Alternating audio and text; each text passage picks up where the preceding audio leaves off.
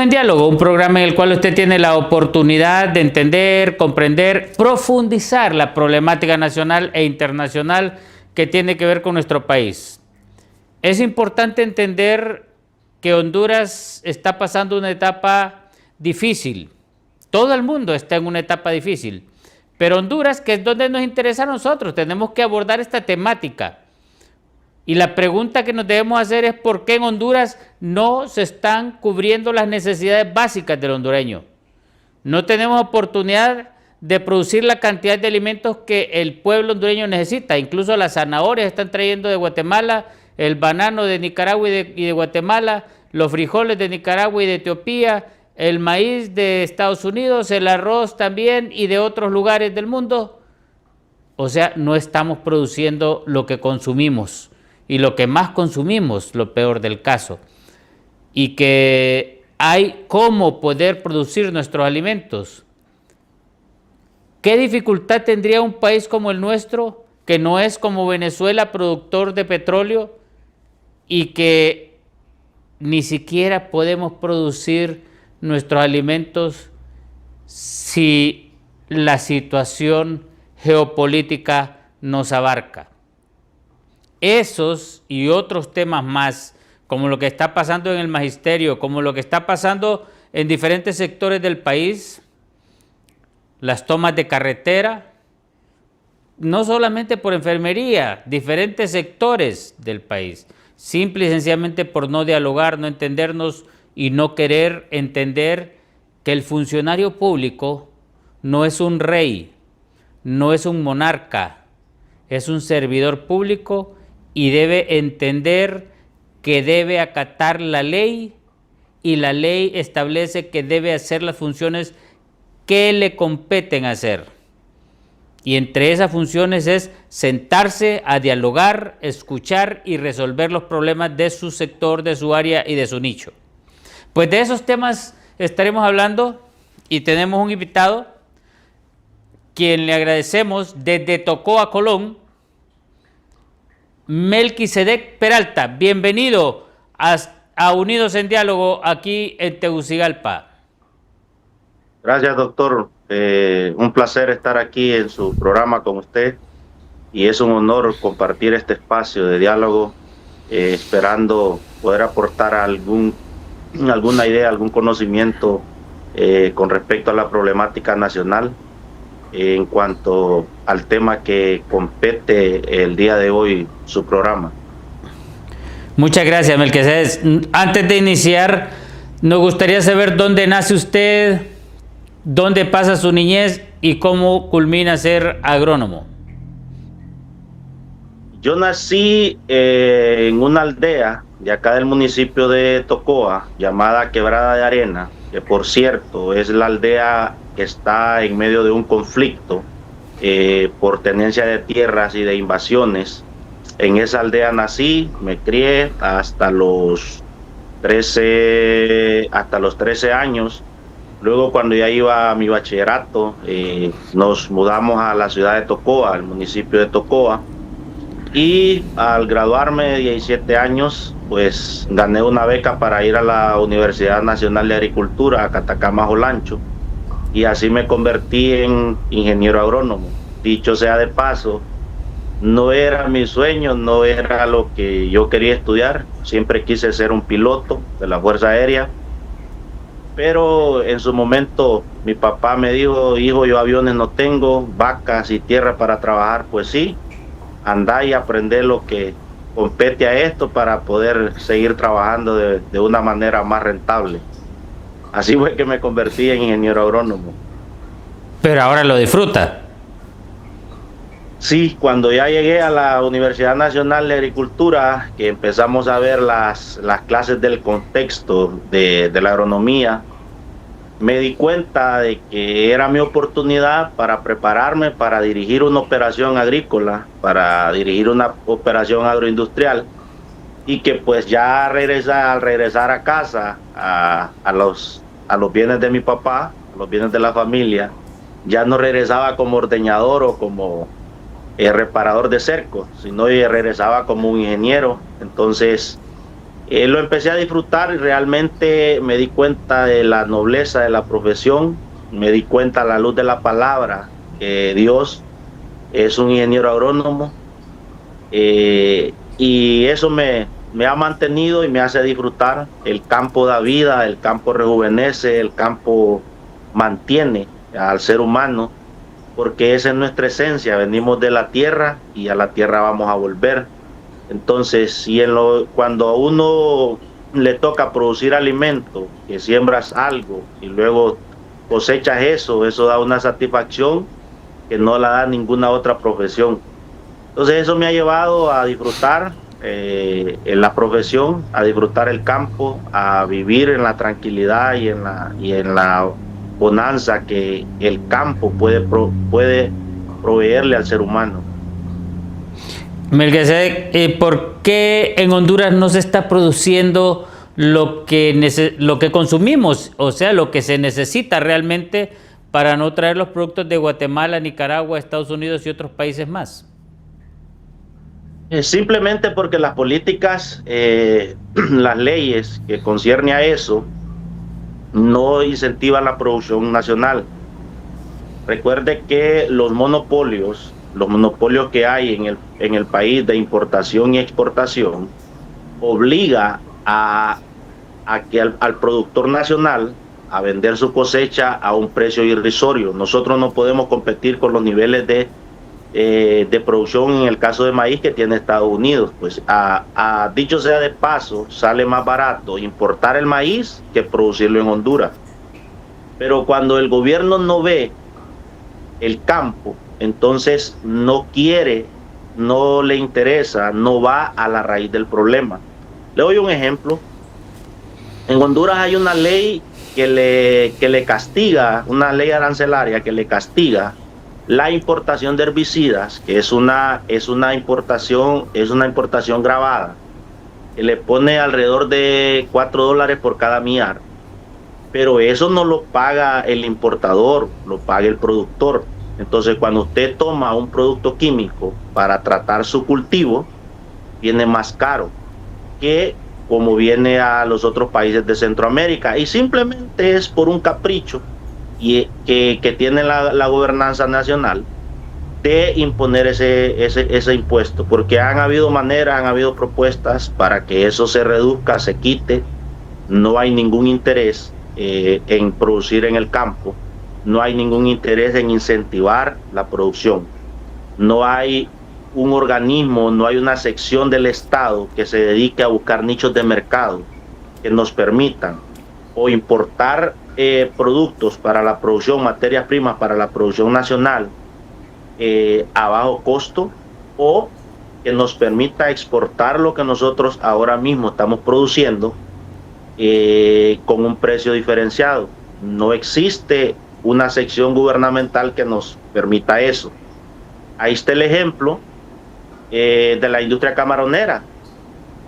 Por un simple capricho le dieron para abajo, no les importó, no hubo un análisis, no hubo un consenso con los productores de la industria camaronera, y a tal grado que ahora, 3 años y medio después, tenemos una industria casi desapareciendo, alguna sección con unas leves mejoras en su situación, pero si lo habla de manera general, la industria camaronera está casi liquidada.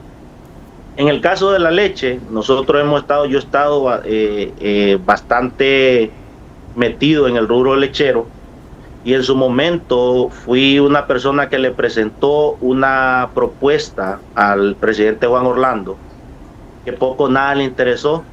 Después nos dimos cuenta, o después me di cuenta, que las propuestas que vienen de los productores, de los que aguantan, de los que sostienen la piedra, de los que se levantan día a día a las 4, a las 2, a las 3 de la mañana para producir, de los que producimos alimento, a un político tradicional poco o nada le interesa. ¿Usted sabe quién maneja la industria nacional de la leche en Honduras?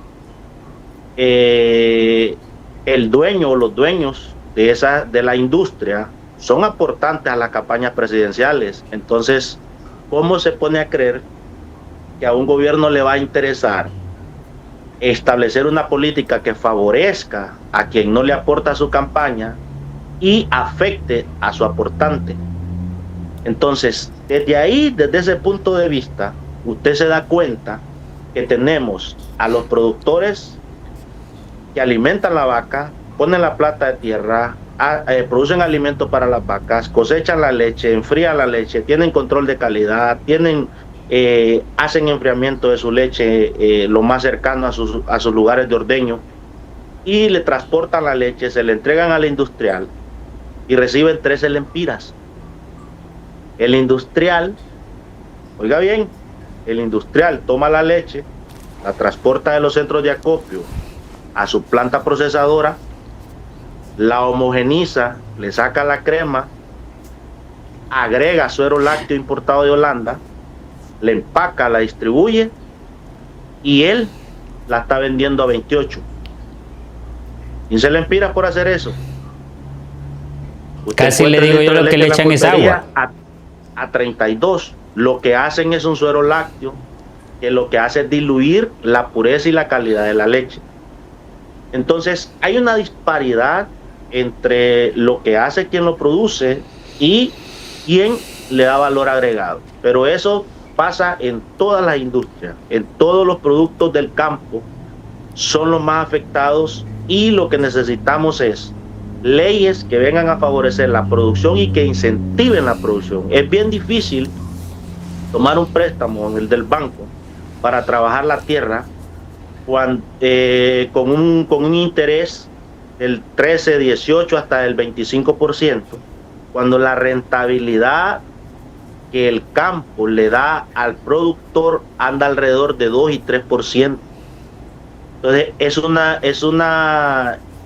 es un rubro muy poco favorecido. Es más, ni los bancos quieren prestarle plata.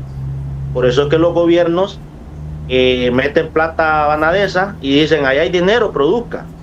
Ahí no hay dinero para el productor, porque tenemos un problema de tenencia de tierra, tenemos un problema de legalización de tierra, y lo primero que el banco le pide, dame una garantía. ¿Por qué le pide garantía? Porque el banco quiere asegurarse de no perder la plata. Sin embargo, si usted se va al rubro de la palma, pues la palma, como es un producto agroindustrial y que el precio del aceite de palma no lo rige la política nacional, sino que lo rige la política internacional, de donde se establece el precio de la tonelada de aceite a nivel internacional. Entonces, por eso es que los precios del aceite de palma se mantienen, y por eso es que se vuelve un rubro muy productivo, muy rentable. Entonces, ahí ha pasado algo, la migración de los que estábamos en algunas actividades de ganadería, de arroz, de maíz. Ha habido una migración al monocultivo de la palma, porque nadie vive, ninguna familia come, ningún padre le da estudio a sus hijos de tradición, de añoranza, de beneplácito. No, todo eso es dinero. Entonces, cuando usted busca la rentabilidad para poderle dar una vida mejor a su familia, entonces empieza a ver, bueno, si el cultivo de la palma me da eso, me voy a ir por ahí, porque no puedo estar trabajando por tradición o por placer, porque eso no le da de comer ni solventa las situaciones económicas que surjan en un núcleo familiar. Es por eso que la rentabilidad del cultivo de la palma se mantiene, porque no es una política nacional la que establece el precio. No existe en Honduras otro cultivo que el precio lo establezca una política internacional. Es por ello que no existe otro cultivo que le garantice al productor alta rentabilidad. Melquisedec, ¿qué sucede, por ejemplo, con la Secretaría, supongo yo que es la Agricultura y Ganadería, que tiene que ver con esto, la de Industria y Comercio, no sé si tal vez un poco la de Ambiente, y no sé qué otra secretaría tendrá que ver con todo esto de la producción en relación a la seguridad alimentaria de un pueblo como es el pueblo hondureño? Pero no sé si incluso han estado trabajando, no han estado trabajando, si han hecho o no han hecho algo. Pero desde su punto de vista, ¿cuál sería el camino correcto a seguir ante esta situación difícil que está viviendo el país con la alimentación? Mire, en cuanto a dirección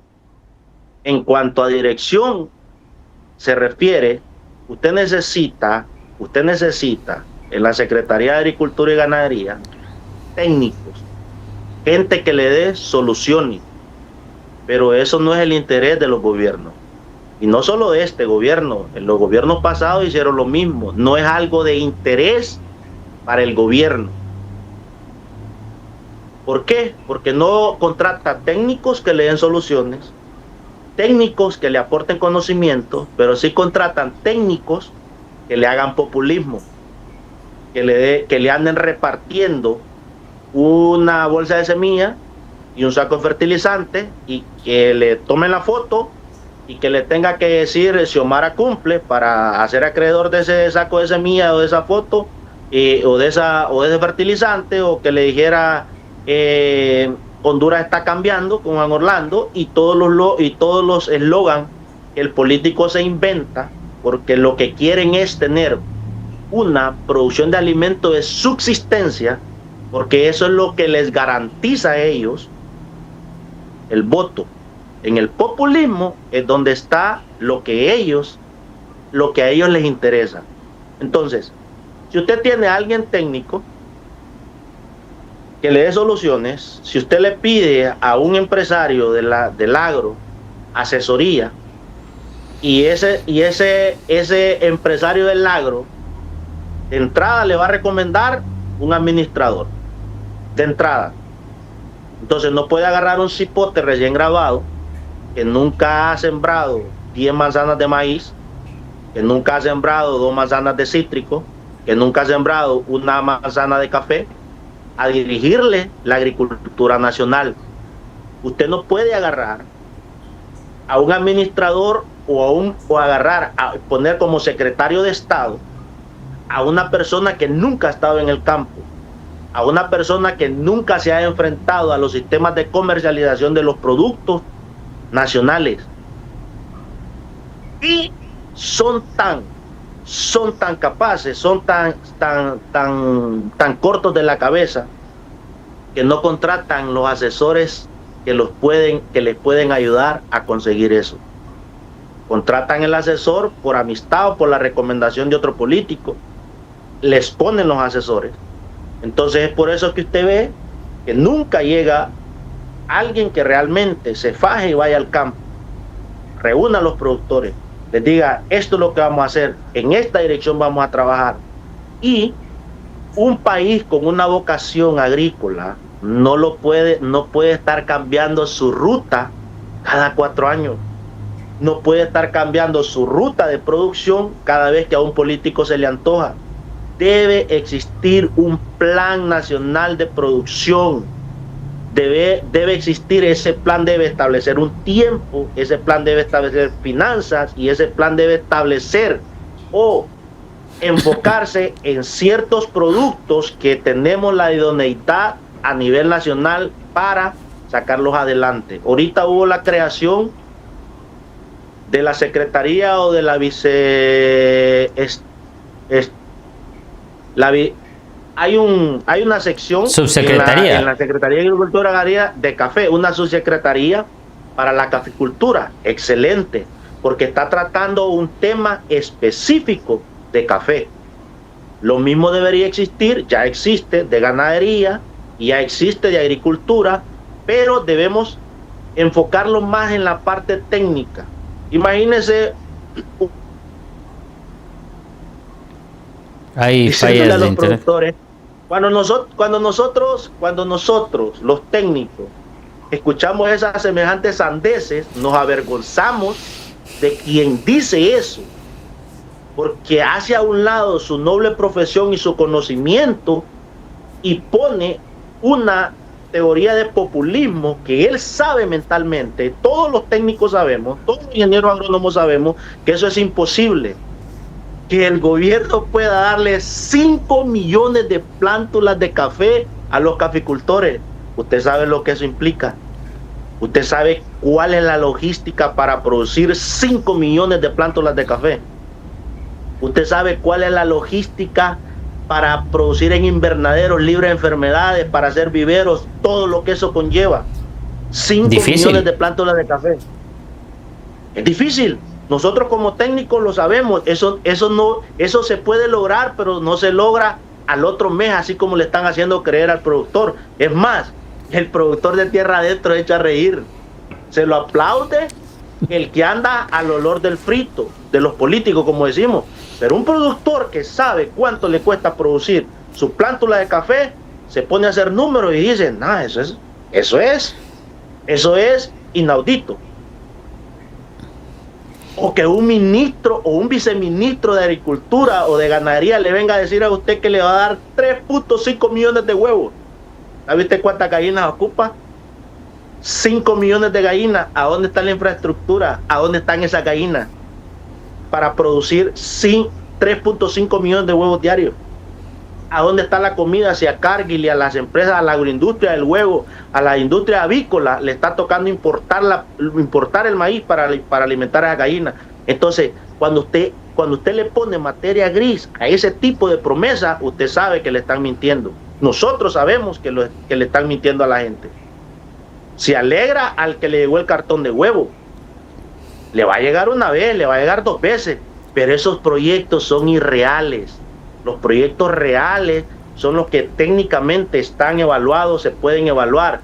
Y para producir alimento y darle alimento a la gente, principalmente a la gente del campo, lo que hay que hacer es incentivar su manera de producir, es darle acceso a nuevas tecnologías, es darle acceso a asesoría técnica que se evalúe por resultados.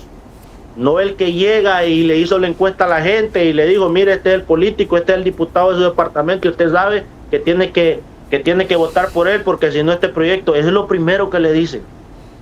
Pero ¿por qué las ONG que trabajan con productores sí funcionan? Porque se sacan de la mente, tienen un plan de trabajo y se sacan de la mente el populismo, sino que se van a datos concretos y van buscando resultados concretos.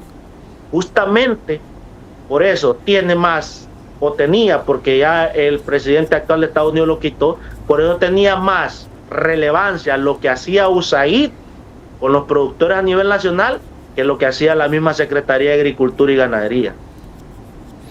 ¿Cuáles serían 1, 2, 3, 4, 5 aspectos, Melquisedec, en relación a poder tener nosotros un país que produzca sus alimentos para su población? Llámese frijoles, maíz, arroz, los cítricos, las frutas, pero aparte de eso, lo que es también la zanahoria, cebolla, el ajo que se necesita, y no digamos la carne, que también sabemos que hay problema con la carne, los huevos, como usted mencionó. ¿Cómo podemos nosotros decirle? Porque el 30 de noviembre vamos a elecciones generales. Aquí hay 5 aspirantes a dirigir el país, a que les demos el empleo nosotros los hondureños de dirigir el país durante 4 años, pero nosotros los hondureños tenemos que irnos acostumbrando a decirles, señores, lo que queremos es esto, esto, esto y esto. Y vea que no pueda suceder lo que sucedió en Nepal, por ejemplo. Yo se lo resumiría en pocas, quizás no en 5 ítems. Una, es que la dirección de la Secretaría de Agricultura y Ganadería sea técnica, la tome un técnico que sepa cómo es producir en campo. 2, se elabore a la inmediatez un plan integral de producción agrícola y ganadera a nivel nacional, a corto, a mediano y a largo plazo, y se convierta en una ley, en una política de Estado. Independientemente quién llegue, eso se va a cumplir porque es la ruta que nosotros queremos como país en la producción de alimentos. Solo vea algo. ¿Por qué le digo esto? Un plan a corto, mediano y largo plazo que se convierte en una política de Estado donde incluya inversión, producción, comercialización, quizás darle un valor agregado a algunos productos agrícolas, y hacer una simbiosis entre inversores privados y el gobierno, entre la academia, que es la que va a educar al productor, a enseñar al productor, el gobierno y la inversión privada, la banca nacional. Por eso necesitamos que todo eso haga una unión y se convierta en una política de Estado. Vea este detalle. ¿Por qué le digo que tiene que ser política de Estado a largo plazo? Cuando usted va a un ente financiero privado o al mismo Banadesa, a usted le dicen que le van a dar 3 años de gracia para su proyecto agrícola. ¿Por qué cree que le están dando 3 años de gracia? Porque antes de ese tiempo ningún proyecto agrícola tiene la rentabilidad y estabilidad en el tiempo. Por eso usted no le puede sacar plata a ese proyecto. ¿Cuánto duran los gobiernos en Honduras? Duran 4 años. Significa que el primer año burocrático, en el cual usted dice, no, vamos, el gobierno va a trabajar en esta, empiezan a hacer planes de inversión, planes de factibilidad, estudios de rentabilidad y todo lo demás que técnicamente un proyecto de producción de alimentos conlleva. Se le ve el primer año. Los siguientes 2 años usted está montándolo. Ya van 3 años del gobierno. En el 4.º año usted va a empezar a ver rentabilidad y estabilidad de su proyecto en el tiempo y económicamente rentabilidad. Pero resulta que como es 4.º año y un 4.º año electoral, las reglas del juego cambiaron. No solo a un productor ha quedado con la jarana en el banco, como la política de Estado cambió, están estallados. Pregúntenle ahorita a los recientes, a los camaroneros, ¿qué les pasó? Vaya a la banca y pregúntenles cómo está la situación de los camaroneros. Entonces, eso mismo le pasó a los arroceros. Cuando se aprobó el arrozazo, no sé si se acuerda, eso mismo le pasó a los lecheros. Cuando Juan Orlando les aprobaba los cánones de importación a la industria lechera libre de impuestos. Y el litro de leche puesto en Honduras le salía a 6 lempiras. Y a nosotros nos estaban comprando a 10. ¿Qué cree que le era más rentable a Lactosa y a Leide? Importar. Y lo que habíamos sacado financiamiento en el banco, les tocaba. Entonces, si no es una política de Estado, si no es una política de producción a largo plazo, el inversor tiene miedo a invertir. Tiene miedo a invertir porque las reglas del juego las dicta la política nacional. Y vuelvo, esa es la nobleza del rubro de la palma, que el precio del aceite de palma lo dice a nivel internacional, y ese cuesta que cambie porque hay un montón de países productores de aceite de palma que se tienen que poner de acuerdo para cambiar las reglas del juego. Más que todo, esa parte es la que yo digo que como país debería ser una propuesta de presidencia del Ejecutivo, avalado por el Poder Judicial, el Poder Legislativo, que es el que dicta las leyes, y establecer un proyecto de producción de alimentos como política de Estado a largo plazo. Y al pueblo hondureño, un candidato que le ofrezca a usted que va a voltear a ver al campo y que va a voltear a ver la producción de alimentos, ahí es donde debe irse. Pero un candidato que le ofrezca a usted dependencia del Estado, que como hondureño usted tenga que estar esperando que le dé el Estado, no es ahí. No es ahí, y los hondureños somos suficientemente inteligentes para detectar quién es quién, de todos los que han estado, de todos los que están y de los que podrían estar en la toma de decisiones a nivel nacional. Excelente. Nos vamos a ir a una pausa, Melquisedec, y al regresar vamos a hablar un poquito más la forma como cree usted que se le debe decir a estos políticos que nos han gobernado y los que están por gobernar en estos próximos 4 años, qué es lo que realmente tienen que hacer en relación a la producción en el campo. Y también vamos a abordar algunos temas que usted los ha estado manejando en las redes sociales, como es lo del IMPREMA, lo de los maestros y también otros temas más que usted lo hemos escuchado por ahí, y también lo que usted opina que sucedió en Nepal, lo que sucedió en Bolivia, por ejemplo, donde realmente no quedó ni un diputado siquiera del lado de el gobierno que estaba, que era de izquierda, fueron arrasados completamente. Y algo que es inquietante, lo que pasó por tanta corrupción y tanta acción en contra del pueblo, Nepal, ¿cómo reaccionó? Nos vamos a la pausa y ya retornamos en Unidos en Diálogo. Unidos en Diálogo, un programa en el cual usted tiene la oportunidad de conocer, de enterarse, profundizar la temática que tiene que ver con nuestro país y acciones internacionales que tienen que ver con nuestro país. Alguien dirá, la agricultura, la seguridad alimentaria tiene que ver algo internacional. Pues definitivamente hay algo que está sucediendo internacionalmente. En Estados Unidos se da la ventaja de que los agricultores y ganaderos, muchos de ellos son subsidiados por el Estado porque cuidan su seguridad alimentaria.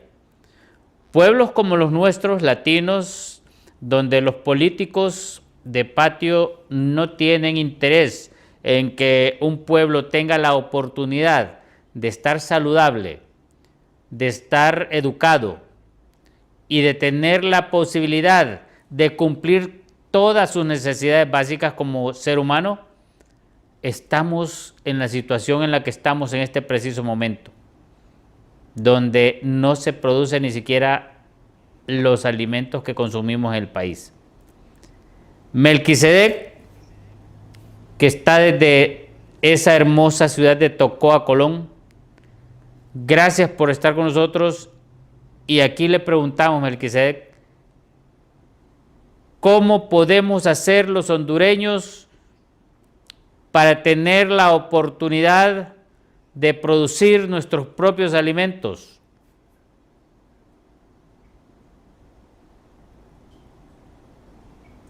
Los que ya estamos en el rubro, seguir haciéndolo, seguir creyendo, y sobre todo la otra parte de la población o la parte política, presionar a las personas que toman decisiones de crear el ambiente necesario para poder producir, incentivar la producción. No es posible, o sea, ¿cómo es posible que hay rubros de muy poco interés o de muy poca rentabilidad o de muy poca relevancia nacional que tenga más atención que la producción de alimentos? Oiga, si lo que nosotros necesitamos es comer, lo que el pueblo necesita siempre es comer.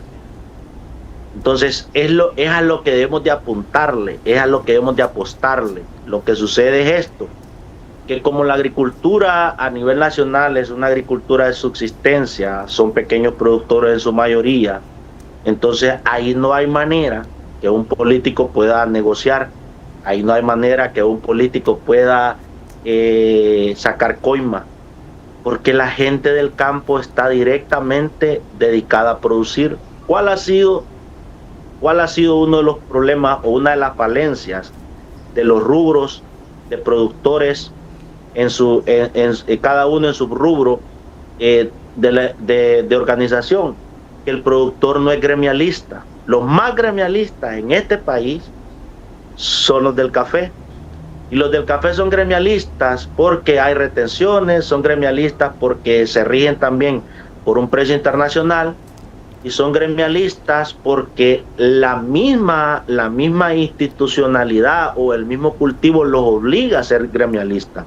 Sin embargo, en la parte de ganadería nosotros vemos falencias de ser gremiales, en la parte de la producción de arroz vemos falencias. Entonces, si las políticas de Estado no están de acorde a lo que realmente el productor necesita, entonces difícilmente nos vamos a sentir motivados a producir alimentos, aunque la gente tenga hambre, aunque la gente quiera comer.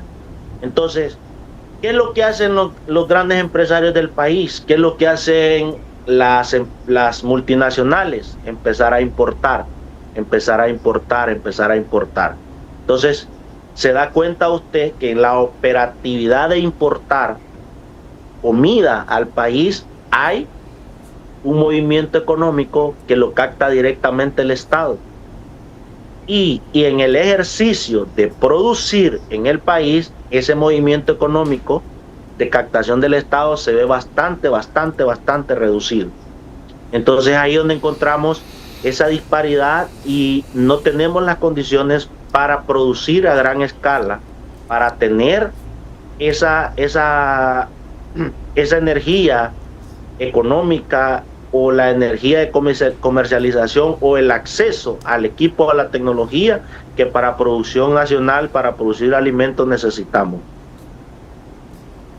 Definitivamente se siente difícil y veo un panorama difícil y gris en lo que usted me está diciendo. O sea, no se ve una posibilidad de salir de esta situación difícil y crítica en el campo y poder tener y contar con la producción de nuestros alimentos.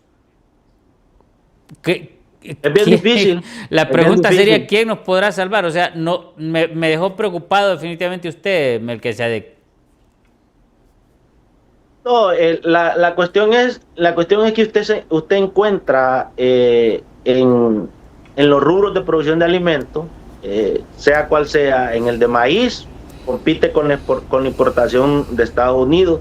En el del arroz, compite con la importación de los Estados Unidos. Mire, usted tiene los llanos de la mosquitia hondureña, ideales, idóneos, con una idoneidad muy específica de parte de Dios para esa zona del país, para producción de arroz. Nosotros en la mosquitia hondureña le podríamos producir, sin botar un árbol, sin hacer tala de bosques, le podríamos producir el arroz que ocupa todo Centroamérica. Lo que pasa es que tendrían que conocerla para desarrollar la mosquitia hondureña en sus llanos, sin ir a la montaña, sin tocar las zonas de productoras de agua. Se lo digo con conocimiento de causa. ¿Qué pasa? Que la mosquitia hondureña no es de ningún interés político, porque ahí no hay votos, ahí no hay población que le pueda cantear la balanza. Ahí está la tribu misquita, ahí está la población misquito. Poco nada le interesa. Pero si usted quisiera 200,000 manzanas para producir arroz, el arroz que ocupa todo Centroamérica, ahí las tiene. Pero debe ser una política de Estado. Si usted quisiera producir, desarrollar y producir el maíz que Honduras necesita, lo puede hacer. Pero vaya a un banco que le preste la plata y vea cuánto le dé el interés. Entonces los demás, los pequeños productores, podemos producir para comer, para darle a nuestros animales. Pero ya para decir, vamos a alimentar una ciudad como Tegucigalpa, le vamos a producir el maíz que ocupa Tegucigalpa, con la cantidad poblacional que tiene o la que ocupa San Pedro Sula, en los pequeños productores es bien difícil que puedan lograr eso. Necesita implementar tecnología, necesita meter recursos, invertir en grandes proyectos de producción de maíz, pero eso ¿quién lo va a hacer? Los inversionistas. Pero si las garantías no están, pero si la plata está a alto costo el interés, nadie se va a meter a producir, porque nadie produce para que lo vean. Nadie produce, nadie trabaja para que lo vean, porque de sentimiento no come la gente. ¿Cómo se podría hacer que en la mosquitia se produzca el arroz que Centroamérica necesita, Melquisedec? Una política de Estado, una ley, que volteen a ver la mosquitia. Por eso le digo, en la parte de toma de decisiones en la Secretaría de Agricultura y Ganadería debe haber gente técnica, que dé soluciones y no que escarbe la ley para ponerle trabas al productor. Son especialistas en eso. Entonces, porque el objetivo de ellos no es generar desarrollo, no es generar oportunidades, sino es ver en qué falló el productor para caerle encima con la ley. En parte de Colón también se puede producir arroz, ¿verdad? Toda la zona pegada, gracias a Dios, toda la zona, esa es una zona ganadera. Nosotros teníamos el primer lugar en producción de arroz. Deprimieron tanto el rubro que emigraron al monocultivo. Todavía tenemos producción arrocera en Colón. Competimos con la otra zona del país, que es Jesús de Otoro, pero es insuficiente lo que producimos. Ahí están los productores. Miren, los arroceros han tenido una lucha de hace años. Los arroceros han tenido una lucha de hace años en cuanto a las oportunidades, en cuanto a los préstamos que ahora mismo tienen en los bancos, en la banca privada, en cuanto a leyes que protejan el rubro. Le voy a dar un ejemplo. Mire lo que le voy a decir con datos reales. Nosotros ocupamos una llanta para un tractor en Honduras y nos cuesta 22,000 lempiras una llanta para un tractor. Vaya a comprarla a Nicaragua, le cuesta 10,000. Y si tenemos la hoja de exoneración de impuestos, la importamos exonerada. O si nos tocara pagar, tendríamos que pagar el 15%, serían 1,500, nos sale por 11,500 para pagar 23,000. ¿Qué le dice eso? Que hay una incongruencia y no están las garantías necesarias para proteger al productor. Desde los tomadores de decisiones. Entonces, usted en Honduras compra las cosas extremadamente caras y usted va donde el importador y le dice: mira, hermano, aquí me cobran este impuesto, este, y la coima. Y esa hay que ponérsela al producto final. Entonces, todo eso lo que viene a hacer es a reducir las ganas de hacer la actividad. Entonces, que se muera. Yo con 50 majas de palma que sembraba arroz, dice un productor, busco un préstamo, el banco a la carrera me da el préstamo para sembrar palma y me olvido de los demás problemas de producir comida. Entonces vamos cayendo en un círculo de ir deprimiendo los rubros que producen alimentos para la población por irnos a un rubro agroindustrial que nos garantice la estabilidad económica que todo ser humano busca. Yo conocí un productor de arroz, no sé si usted lo conoce, el doctor Rito Salvador Paredes, en Trujillo. Correctamente, un pediatra del hospital de Trujillo. Así es. Sí lo conozco. Yo fui director de ese hospital y así lo conocí. Sí. Bueno, su yerno ha sido uno de los que han tomado la bandera de lucha del rubro arrocero. Y poco, nada han sido escuchados, nadie se quiere sentar con ellos, ha habido una apatía total del gobierno pasado y de este. Entonces no sabemos por qué gubernamentalmente no les interesan los rubros de producción de alimentos, y es bien crítico para la población, porque esas acciones desde el gobierno lo que se convierten en acciones empobrecedoras, en la cual la población está esperando una remesa, y al recibir esa remesa lo que nos convertimos es en una población consumista de otras cosas que no es precisamente lo que producimos y a un mayor costo. Entonces es bien complejo cuando de parte gubernamental no hay una política clara que nos pueda decir: esta es la ruta que vamos a tomar en producción de alimentos. Bueno, definitivamente que es difícil la situación. Habría que tomar en cuenta mucho lo que usted dice y creo que no va a ser simple ni va a ser fácil. Tienen que tomarse otras medidas por parte de los productores en el país para poder regresar o retornar esos ojos del gobierno o del Estado hacia la agricultura y la producción de los alimentos que los hondureños necesitamos diariamente. Yo quedo profundamente preocupado con todo lo que usted ha dicho porque es muy delicado, definitivamente, y no se le ve una solución ni a corto ni a mediano plazo a este momento. Pero también usted, yo lo he escuchado, es más, yo creí que usted ejercía la profesión del magisterio, al haberlo escuchado No, hablar sobre la situación de esa ley de Imprema y lo que quieren invertir, esos, no sé si son 2.000 millones, son extraerlos de 200, Imprema, son dos, son 200 millones de dólares, equivalente a 5.200 y fracción de millones de lempiras. En cuanto a eso de la opinión sobre la ley de la Imprema o de las reformas a esa ley, lo que a mí me gusta, doctor, es leer. Cuando yo veo una noticia nacional en un canal de televisión o por algún medio, a mí me gusta indagar, porque no soy loro para tragarme el bocado, no soy loro tierno para tragarme el bocado, ni me gusta ser caja de resonancia de un político o de un medio X o Y. Me gusta ir al fondo y pues formarme mi propia opinión sobre X o Y tema. Y en este caso de la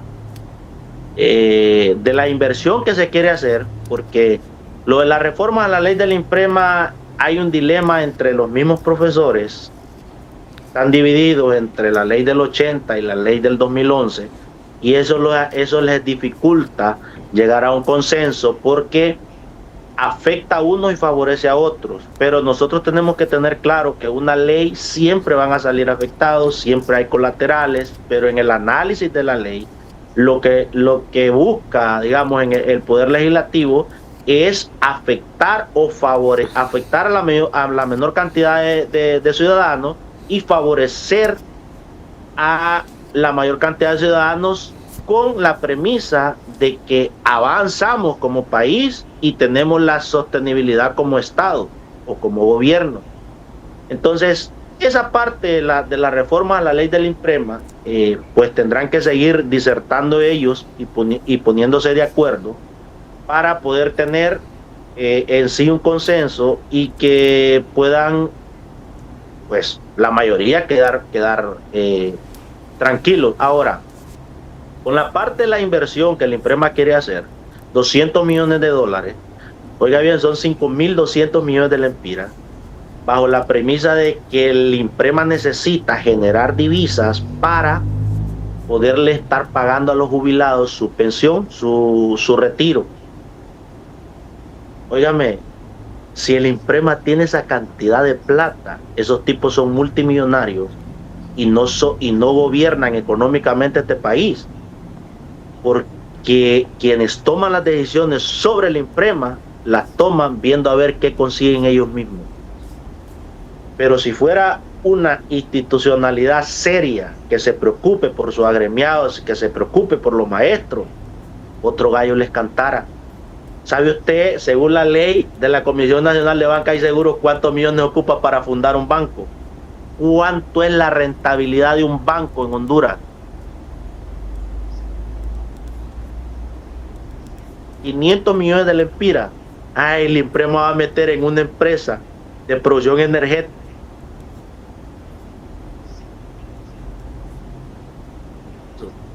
Que hay suficiente plata para montar una estructura financiera que garantice una estabilidad económica a los beneficiarios del Imprema y a sus 5 descendencias.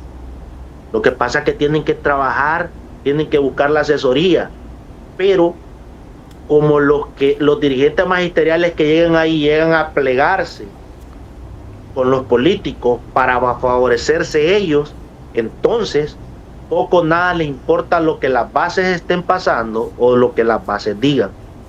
Pero 5.200 millones de lempiras es catastrófico la cantidad de plata que el Imprema va a soltar en un proyecto manejado políticamente y manejado electoralmente.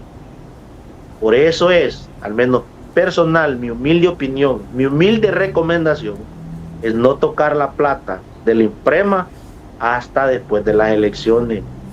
No caigamos en el juego político. Invertir 5.200 millones de lempiras a la carrera no es cualquier come tortillas que tiene 5.200 millones de lempiras disponibles para dárselo a 15 tomadores de decisiones, 8 representantes de los maestros y 7 representantes del gobierno. No. 5.200 millones, usted se los pone en la mesa a un banquero, o se los pone en la mesa a un banquero nacional o internacional y le dice, este es el proyecto de inversión que nosotros tenemos y esta es la rentabilidad que esta plata necesita para cubrirle a nuestros agremiados. Empiezan a ver los pros y los contras, hacen un estudio de factibilidad, ven la rentabilidad, si realmente cubre el objetivo que se espera, y ellos lo trabajan. Es por eso la creación de las alianzas público-privadas, con el gobierno como garante, como el gobierno que garantice la seguridad jurídica de la inversión. Y en este caso, una empresa china que nadie conoce. ¿Por qué no le invierten en una aerolínea? ¿Por qué no le invierten esa plata en hacerle las calles al país? ¿Sabe qué hizo Lenir Pérez después de que le pusieron los moños con lo de Palmerola? Vaya, pregúntele a Bukele cuántos millones le fue a dejar en bonos al gobierno salvadoreño. ¿Por qué? Porque hay seguridad jurídica y hay un norte seguro donde va. Entonces, el inversionista aporta la plata. Imagínense nosotros esperando que vengan inversionistas de afuera, óigame, y nuestros maestros, mis primos, mis hermanas, todas las personas que son familia mía y ejercen esa noble profesión, son millonarios. Tienen esa cantidad de millones, 200 millones de dólares. Entonces, es ahí donde usted ve que algo no está siendo totalmente transparente, y es donde las bases del magisterio deben de poner cuidado, porque no están jugando con la comida de la gente en edad laboral y en edad de trabajo, están jugando con la comida, la sostenibilidad, la estabilidad emocional, la estabilidad de salud, la estabilidad social de personas, y ya no van a poder trabajar cuando se den cuenta que no tienen nada o que les comieron su dinero. Y es ahí donde tenemos que tener cuidado. Pero los maestros estarán de acuerdo con eso, porque no se escucha qué dicen los maestros al respecto. Es más, si yo no se lo escucho a usted, que no es maestro, tampoco me doy cuenta. Lo que sucede es que recuerde que el maestro elige un dirigente magisterial para que lo represente y confía en que ese dirigente es transparente a las bases y que ese dirigente está tomando mejores decisiones que favorezcan a la mayoría de las bases. Ahora, ¿usted cree que a un dirigente turbio o a un dirigente inconsciente de quien lo puso ahí, qué cree que le favorezca más? ¿Quedarse callado y recibir su parte para sacar la plata de los fondos de la IMPREMA, o decirle a sus bases que les van a cercenar su dinero y que después que lo van a poner en riesgo? Como puede ser rentable, no puede ser rentable. Yo no digo que no pueda ser rentable. Lo que sucede es que tiene que ser las reglas claras del juego. Cuando usted va a invertir con un socio, en este caso sería la empresa china, cuando yo voy a invertir con un socio, le digo, brother, ¿y vos qué tenés? No, mira, yo tengo esto, ok. Si esto llegara a pasar, si esta empresa necesita inyectarle más plata, ¿tenés de dónde agarrar? No, que mira, que no sé qué, que aquí la pueden... O sea, nadie hace, escuche bien, nadie inteligentemente hace sociedad con alguien que no tenga que aportarle y que no le garantice un ejercicio económico confiable y en paz. Porque ¿cuánto irá a invertir esa empresa china y qué antecedentes tiene? Ni los dirigentes magisteriales han expresado y han exteriorizado eso. Solo dijo el ministro de que había que invertir 200 millones de dólares ahorita, rápido, right now, y después pues imagínense que la gran explicación que da el ministro, o sea, desde la ignorancia del tema, no dice que el parque fotovoltaico va a llevar baterías para que haya energía de día y noche. Ignora el tema. Es como que usted me diga, mire, yo le vendo este carro, tiene 4 llantas. Hermano, si las 4 llantas son parte del carro, Asimismo es un proyecto fotovoltaico de generación de energía para venderle al Estado. Debe contar con todo eso. Eso no es ninguna novedad. No supo qué responderle al periodista. No supo la parte técnica que el periodista le estaba preguntando, diciéndole qué batería. Como que le diga, no, fíjate que ese carro le va máquina, hermano, lleva un alternador. Pero el antecedente de esta empresa, ¿y qué va a invertir? ¿Cuánto va a invertir esta empresa? No se sabe entonces. No se sabe, no lo han exteriorizado, no lo han hecho saber, no se lo han hecho saber a las bases, y eso es lo delicado, eso es lo delicado, que no se sabe ni quién es, ni dónde tiene operaciones, ni cuánto va a invertir. Yo asumo que si los maestros van a invertir 200 millones de dólares, esa empresa tiene que invertir 300 o 400 millones de dólares, porque también le va a interesar tener el control de la operación en inversión. Pero nadie ¿Cuándo será ir a hacer esa inversión? ¿O ya se hizo? No, no se ha hecho. Todavía ellos están...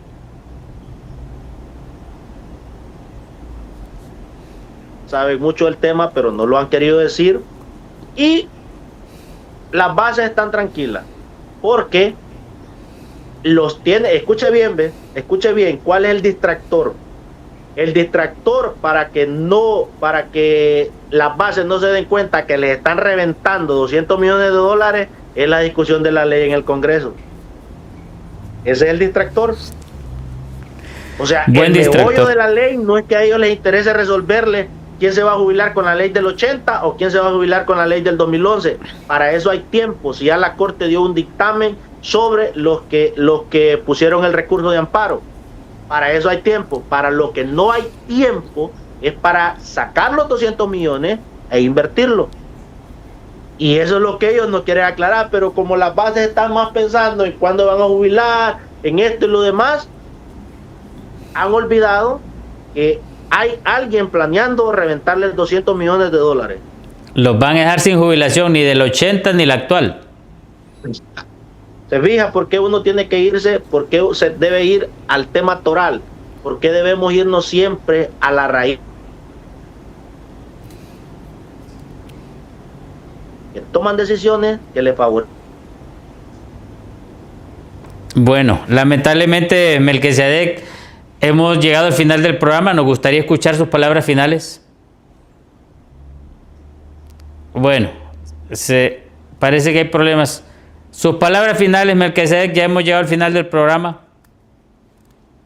Agradecido con usted por la invitación, doctor, y pues nada más decirle al pueblo hondureño que estemos alertas a los acontecimientos nacionales, y sobre todo que este 30 de noviembre, que es algo histórico para el país, acudamos a las urnas y cuidemos el voto, que expresen lo que verdaderamente creen en su corazón que es lo mejor para Honduras. Y sobre todo, ¿sabe qué? Independientemente, doctor, quién gane las elecciones, con los votos de la mayoría de los hondureños, respetemos esa decisión del pueblo. Muchas gracias. Gracias a ustedes, Melquisedec, hasta Tocoa, Colón, esa hermosa ciudad de Tocoa, Colón. Gracias, recordándoles y diciéndole a usted, Melquisedec, lo que para nosotros significa Unidos en Diálogo. Porque aquí creemos firmemente que el diálogo sincero y la participación ciudadana son las herramientas clave para poder construir un futuro más justo y próspero para todos y cada uno de nosotros, los hondureños. Hasta el siguiente programa, Unidos en Diálogo.